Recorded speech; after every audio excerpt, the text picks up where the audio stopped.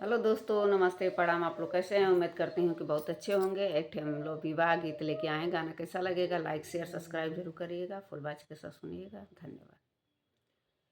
राजा जना करे बगिया लगावन फल फूल भइले चनार दी राजा जना करे बगिया लगावन फल फूल गईले कचनार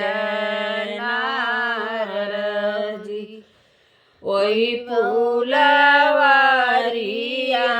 में गिरिजा महारानी हो सीता पूजन के जाए वही फूलवारिया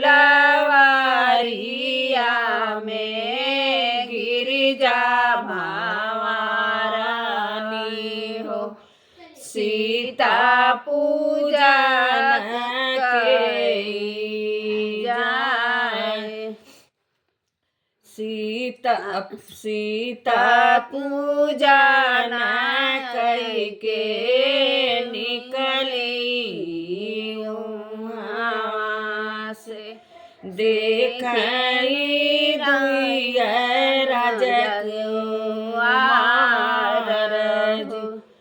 देखई दुइया राजकुमार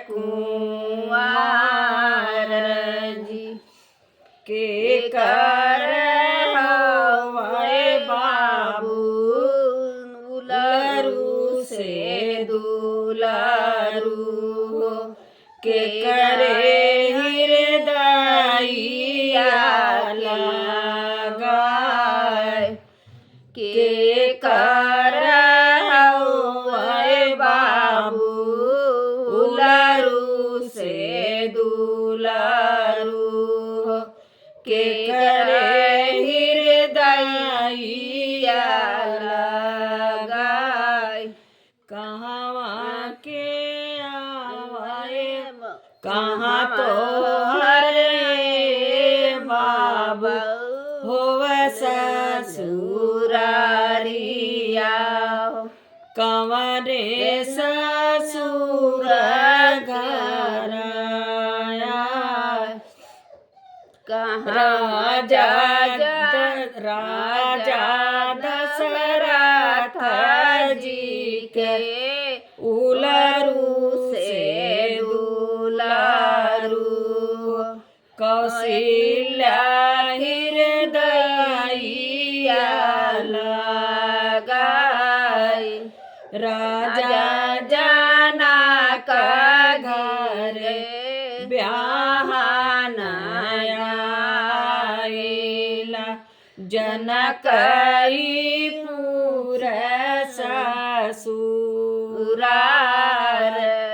इतना बचन जब सुनली सीता हथवा न फेर मुखरुमाल अबहिन बबैया घरे ब्याह न भइल हो कैसे जनकपुर ससुरा बबैया घर ब्याह न कैसे जनकपुर ससुरार ससुर जे मिलतई राजा दशरथ सासु कौशल्या जैसे देवराई मिलल जैसे भैया लाछी माना ससुर सुफल होई जाय राम जे मिलताई हमरे पुरुष जैसन जीवन सफल होई जाय जीवन सफल